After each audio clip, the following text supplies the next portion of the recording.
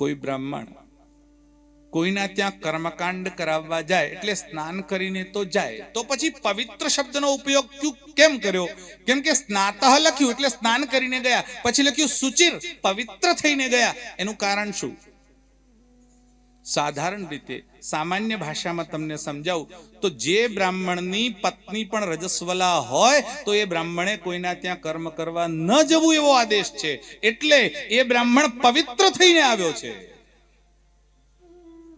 સ્નાતઃ શુચિરલંકૃતઃ, અને અલંકૃત થઈને આવ્યો. અલંકૃત એટલે જે ઘરેણા પહેરે, આભૂષણ પહેરે, એને અલંકૃત થયેલો કહેવાય. તો બ્રાહ્મણોનું આભૂષણ શું? શું સોનાના દાગીના પહેરીને ગયા હશે? સોનાની વીંટીઓ ગણી નાખી હશે? સોનાનું જનોઈ, સોનાનો મુકુટ? ના, બ્રાહ્મણના 3 જ આભૂષણ છે. એક છે જનોઈ, બીજું છે રુદ્રાક્ષ, અને ત્રીજું છે ભસ્મ. આ 3 જેણે ધારણ કર્યા છે એ બ્રાહ્મણ અલંકૃત છે.